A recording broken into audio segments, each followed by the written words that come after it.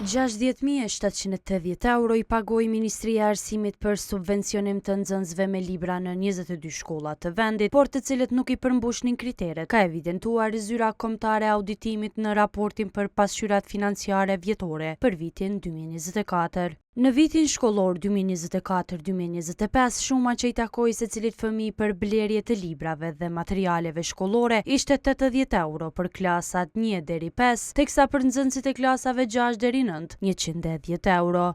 Aplikimi u bë përmes platformës online e-Kosova. Por sipas ZKA-s, jo të gjithë ata që ishin të përfshirë në lista I kishin plotësuar edhe kushtet e kërkuara. Ne kemi vërejtur që kemi përfitues fëmijë që e kanë moshën 5 vjeç dhe nuk e kanë filluar shkollimin, si dhe 15 vjeç dhe e kanë përfunduar shkollimin e mesëm të ulët dhe tani janë duke ndjekur shkollimin e mesëm të lartë. Këtyre rasteve platforma ju lejon marrjen e subvencionit edhe pse nuk u takonte. Gjithashtu në këtë grup të qytetarëve ka fëmijë që janë larguar nga Kosova dhe nuk janë banor rezident. Në raportin e ZKA-s theksohet se ishin 308 nxënës të nivelit parafillor që përfituan në vlerë afro 25.000 euro pa I plotësuar kriteret, mbi 180 nxënës të shkollës së mesme që I përfituan më shumë se 20.000 euro.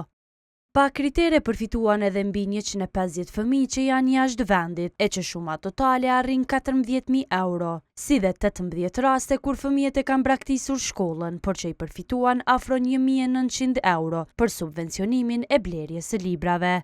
Sipas ZKA-s, pati edhe raste kur identifikimi I aplikuesve nuk ishte I mundur. Gjatë konfirmimeve ne I hasëm po ashtu edhe 942 raste në vlerë prej 78.090 euro, të cilat ishin të paidentifikuara për shkollat nga e cila është bërë aplikimi. Sa për sqarim, në këto raste ekziston mundësia që të kualifikohen si individ që gabimisht e kanë përzgjedhur shkollën gjatë aplikimit ose të atill që u takojnë 4 kategorive të mësipërme. Në raport thuhet që subvencionimi I fëmijëve që nuk I plotësojnë kriteret ka ndodhur për shkak se në e-Kosova aplikimi u mundsua secilit person dhe se nuk pati ndonjë kufizim që I filtron ata që nuk I plotësojnë kriteret. Në Ministrinë e Arsimit nuk u pajtuan me gjetjet për çka I ofruan ZKA-s disa nga masat që I kanë ndërmarrë për ta parandaluar keqpërdorimin e subvencioneve nga aplikuesit.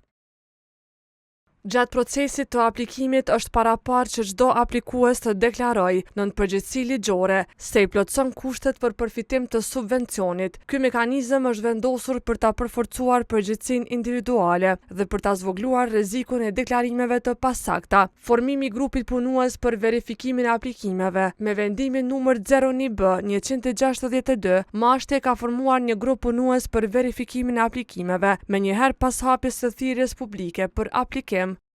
Në raport theksohet se ka ende fëmijë që nuk I kanë marrë mjetet e subvencionimit për vitin 2024 e shuma totale e tyre është gati 45.000 euro.